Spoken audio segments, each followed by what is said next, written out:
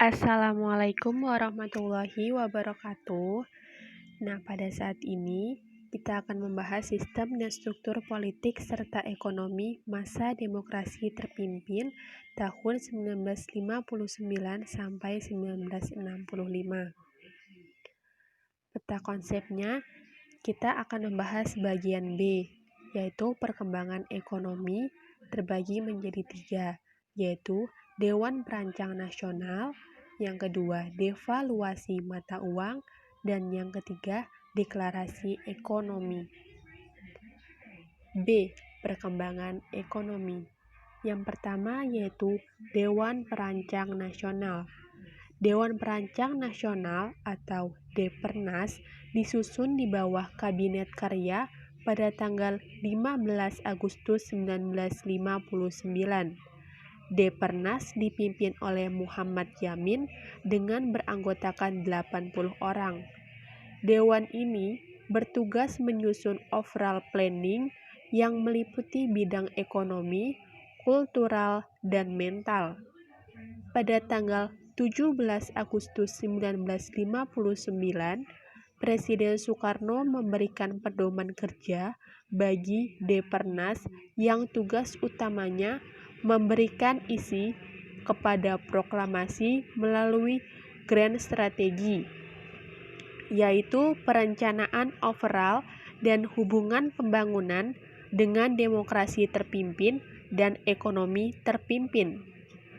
Depernas kemudian menyusun program kerjanya berupa pola pembangunan nasional yang disebut pola pembangunan semesta berencana dengan mempertimbangkan faktor pembiayaan dan waktu pelaksanaan pembangunan. Perencanaan ini meliputi perencanaan segala segi pembangunan jasmaniah, rohaniah, teknik, mental, etis, dan spiritual berdasarkan norma-norma dan nilai-nilai. Depernas pada tahun 1963 diganti dengan Badan Perancang Pembangunan Nasional atau Bappenas yang dipimpin oleh Presiden Soekarno dengan tugas yang pertama menyusun rancangan pembangunan jangka panjang dan rencana tahunan baik nasional maupun daerah. Yang kedua, mengawasi dan menilai pelaksanaan pembangunan. Dan yang ketiga, menyiapkan dan menilai hasil kerja mandataris untuk MPRS. Yang kedua yaitu melakukan devaluasi mata uang rupiah. Presiden Soekarno mengambil kebijakan devaluasi mata uang rupiah dengan tujuan untuk membendung inflasi yang tetap tinggi, mengurangi jumlah uang yang beredar di masyarakat, serta meningkatkan nilai rupiah sehingga rakyat kecil tidak dirugikan. Kebijakan terkait devaluasi ini disebut kebijakan Sanering atau devaluasi, yaitu penurunan nilai uang. Peraturan ini bertujuan mengurangi banyaknya uang yang beredar untuk kepentingan perbaikan keuangan dan perekonomian negara. Isi dari kebijakan ini yaitu: pertama, uang kertas pecahan bernilai Rp500 menjadi Rp50. Yang kedua, uang kertas pecahan bernilai Rp1.000 menjadi Rp100. Yang ketiga, pembekuan semua simpanan di bank yang melebihi Rp25.000.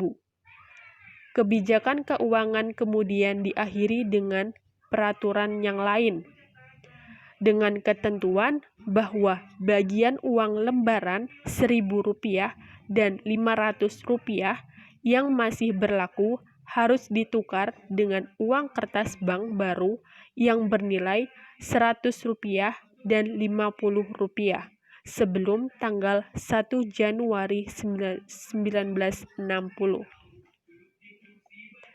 Yang ketiga yaitu deklarasi ekonomi atau DEKON.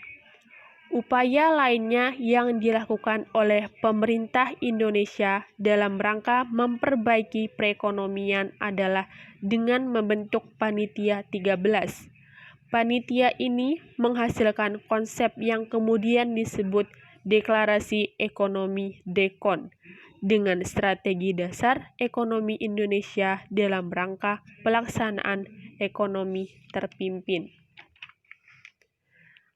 Adanya DEKON tidak lantas membuat perekonomian Indonesia semakin membaik. Penyebabnya karena sebagai berikut. Yang pertama, penanganan ekonomi tidak rasional, bersifat politik, dan tanpa kendali. Yang kedua, pengeluaran negara cukup besar.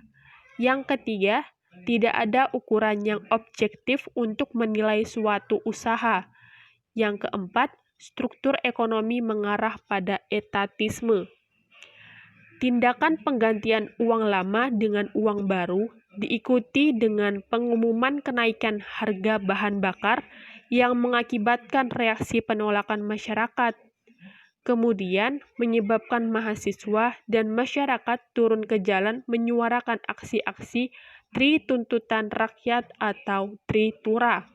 Isi dari Tritura yaitu bubarkan PKI beserta ormas-ormasnya.